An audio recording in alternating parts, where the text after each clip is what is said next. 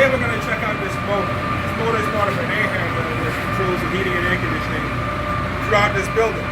Sorry about the noise. It's a mechanical room. It's a little noisy. I'm sorry. We'll try to clean it up later. So right now it's not working. The first thing you want to do is check to see if it's getting any power.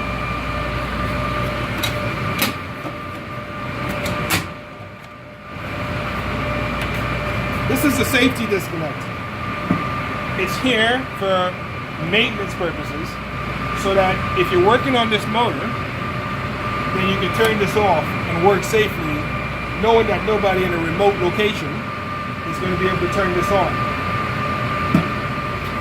In order to check for power coming from the source, we're going to check the line side, see if there's any power coming there.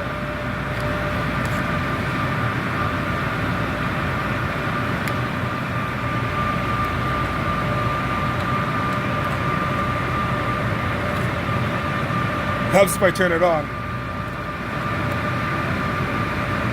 Okay.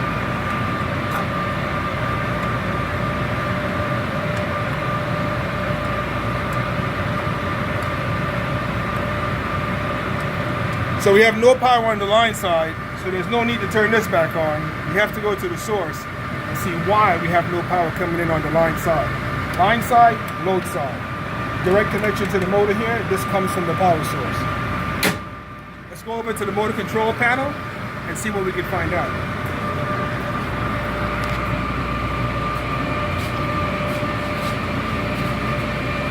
This is a Square D motor control center. You can connect several motors from one motor control center. And there's one central feeder coming in and feeds the whole thing. The one we're interested in is this one right here. Right now it's in hand, and we're going to listen and see if the coil is pulling in. If the coil is not pulling in, it could mean it's tripped. So we're going to turn it off and just listen. So I'm not sure if you heard that, but the coil is pulling in. So which means there must be a problem on the inside. So we're going to open it up and go through some troubleshooting processes.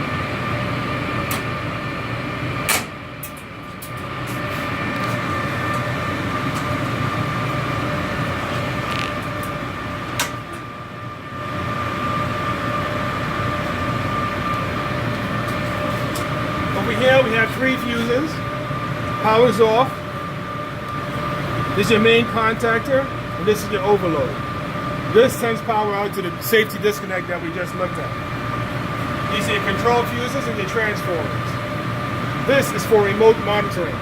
There's a BMS connected to this system. That way you can control it remotely. The first thing we want to do is to make sure we have 3 phases coming in. So we're going to check the line side of the system. With the power off, we're going to turn this on. That's kind of trick the system. We have 216 volts, 216, so that's 216. So we know that these 3 fuses are good. Now, the next thing you want to check is to see if it's going to the top of the contactor. This is the line side of the contactor, L1, L2, L3. We want to make sure we have a voltage going there that nothing's hindering it from getting to that point.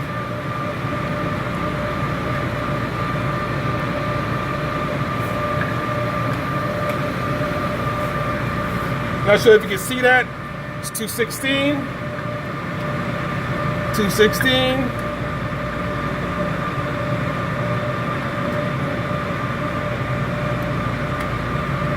And 216.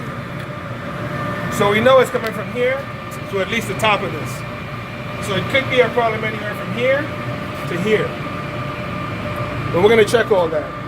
But now we're going to do that only with continuity. Turn the power off. Set our meters to continuity. Check to make sure our meter is working right. Our meter is good. We'll set this up and we'll give this a quick test.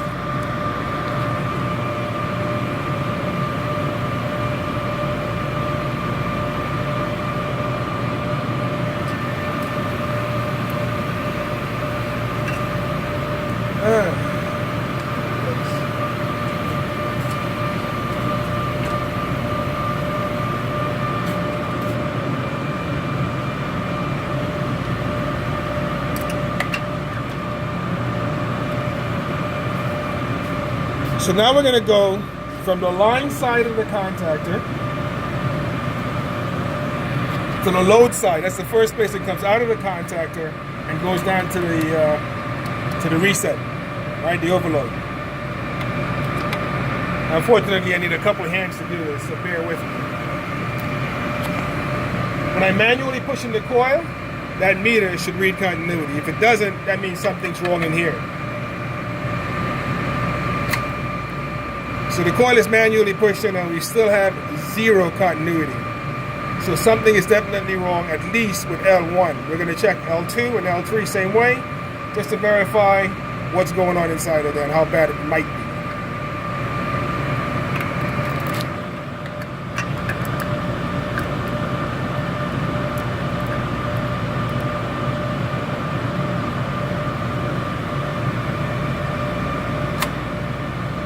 Still nothing. That's L2. With L2 and L1 not showing any continuity, something horrible is going on inside. We're going to open it up and we're going to take a look.